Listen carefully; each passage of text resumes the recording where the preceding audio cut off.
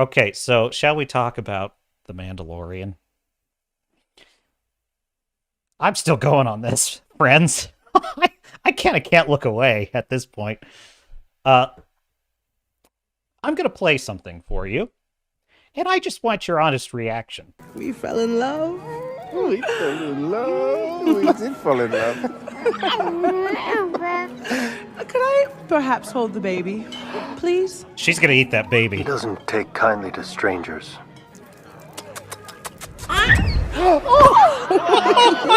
So fast. Yes. You see, it was time.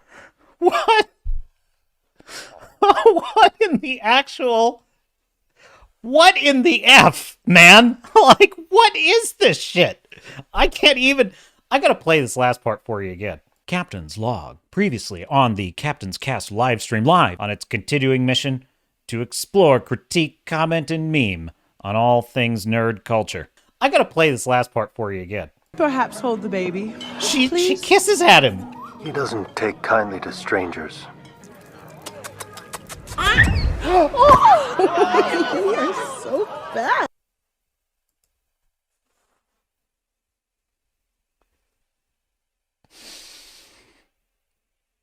There are no words. Like, what? I can't even... What in the hell is this show? I don't even... Oh, and it's so much worse. That episode... Like, what can I even say about this? Like, she literally pets Baby Yoda in this show. She pets him. And he actually... He purrs like a cat. I swear to God.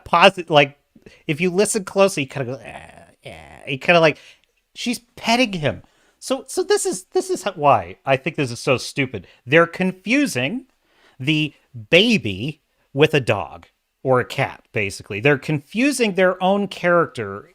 So in other words, if this were a human baby, right, this would be the most freakishly creepy moment in the episode, right? If it were a human baby and she were petting the human baby like this and it was purring, right? We'd be like, that's creepy and weird. She's treating it like it's a cat. But because it is this alien puppet character, the writers of this of the show don't even understand what they've just done. They've just turned their own baby character into a pet. This is Lizzo, apparently. Who is Lizzo? But I do know that she is like Miss America of body positivity. Let's just say that. But you know what? You know what this reminds me of? How can I locate this in the Google algorithm? Because I'm reaching deep for this one. ABC Cinderella made for TV movie. This is a Hail Mary, folks. There we go. Got it. So they had this made for TV movie years ago in the early 2000s, right? And I don't know if this is the exact one, but this is basically the cast. Like, you can see Jason Alexander is in this. It was kind of a who's who, like Victor Garber. What are you doing on the left here? Whoopi Goldberg's in it. If you've seen clips of this movie that was on TV with just the most gaudy, just theater, like high school theater kind of costumes, and it's awful.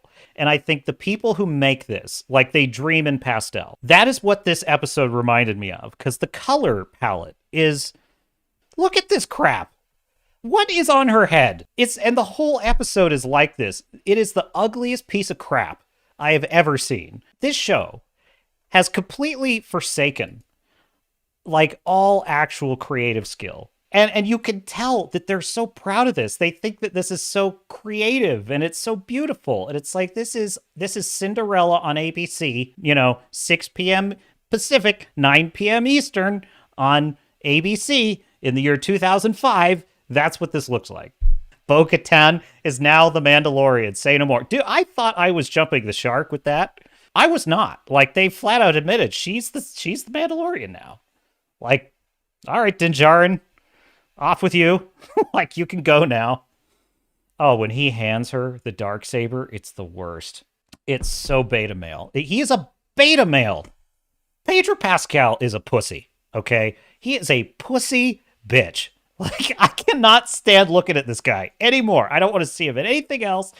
He sucks as Joel. He sucks as the Mandalorian. They're even kind of ruining Prince Oberyn for me, which is really despicable because I liked Prince Oberyn. Who was it? I was listening to Yellow Flash's video on this, and he was saying he kind of likes Katie Sackhoff. Bo-Katan is fine, but it's not her show. She shouldn't be. I disagree with him on this. She's boring.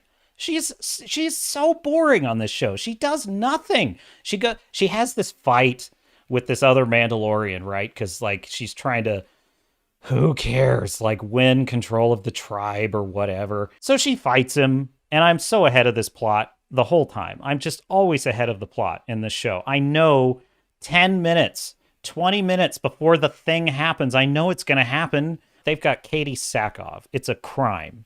It is a crime that they are misusing such a brilliant actor in this role of Bo-Katan. Of all the boring Mandalorians in this show, she is the most boring. What is her personality? Someone explain to me. What is her I want to lead the Mandalorians. I want to lead our people. Okay. She's a plank of wood. There's nothing to her. She's got no What was her childhood like? What are some of her favorite things? If you visited her home, what would it look like? What is something traumatic she lived through as a child that she hasn't told anyone? There is no character work with her at all. She has Why does she want to be the queen of the Mandalorians? Why? And no, you can't go back to Clone Wars because that doesn't count, right? This show has to establish who she is in this show. It has done none of that work. What? She sits on this throne in the first episode, right? And I just can never get over this. It's like, what does she do all day? Like, she's got no TV to watch. Like, she just sits on this rock for like 8 hours a day and then goes where? Like, does what?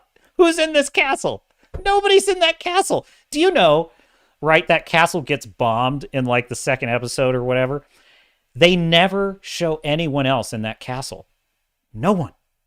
What is she doing there? Who is she sitting on a throne for? What is the throne even of?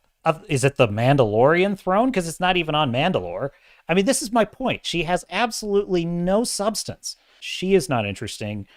And really, he isn't either. He's got nothing to do anymore. This is the weirdest state for this show to be in, I have to say. Lizzo is a small moon, says Star Fury. That's no moon. Yeah. She was going to eat that. I was seriously afraid for Grogu. I'm like, she's going to eat him. She's going to eat him. This is Star Wars, right? People have weird tastes in Star Wars. We all know this. You never know. Baby Yoda himself has eaten things he shouldn't have eaten. It's narcissistic crap is what it is. We're meant to celebrate Lizzo because she's so... how about you lose weight? How about you take some responsibility for your life choices? That is why people respond so poorly to these characters, because they are being, once again, as I always say, in woke storytelling, you as the audience are being observed. You're not observing the story's observing you. And here is a perfect example of that.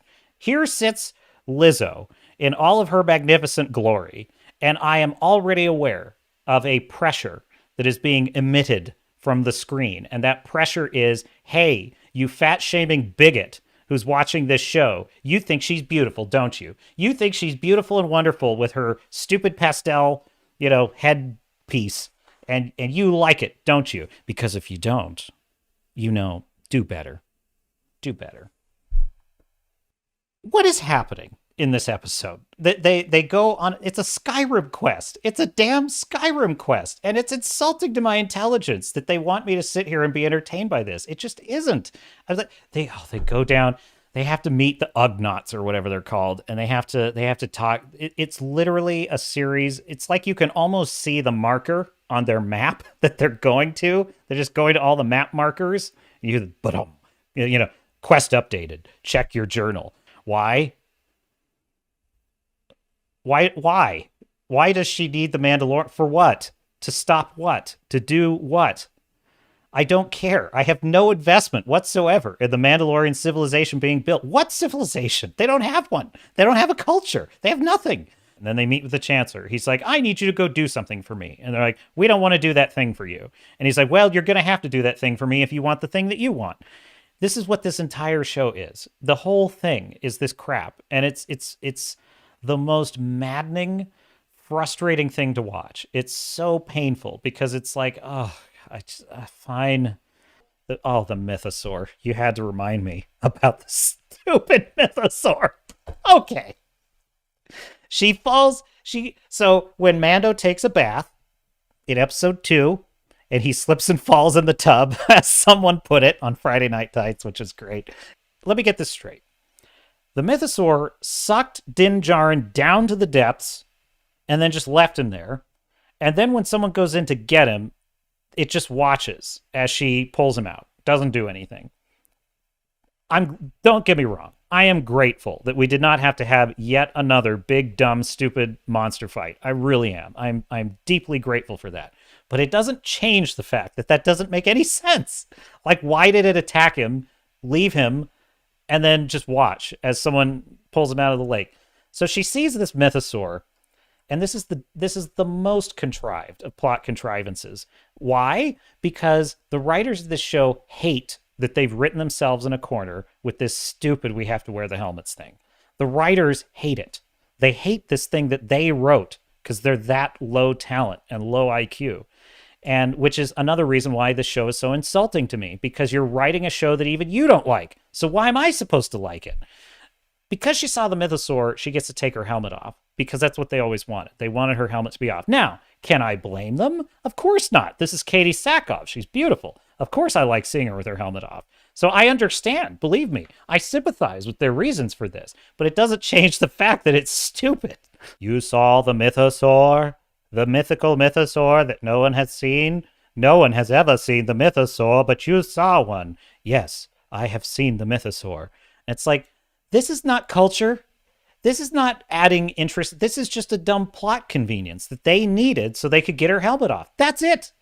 It's over, folks. Like, it is over. There is nothing to see. This thing is a rotting corpse. The mission will continue on the Captain's Cast live stream with me, Captain Garrett, on the Swords and Starships channel live every Thursday and Sunday. Don't miss it, and I will see you in the chat out there.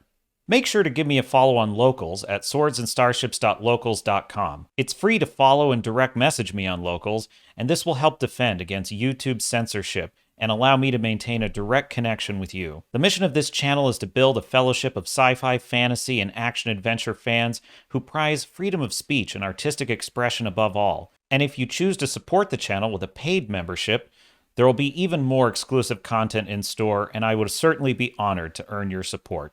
Until then, hail to you, hail to the Fellowship, and hail to the Iron Age of entertainment.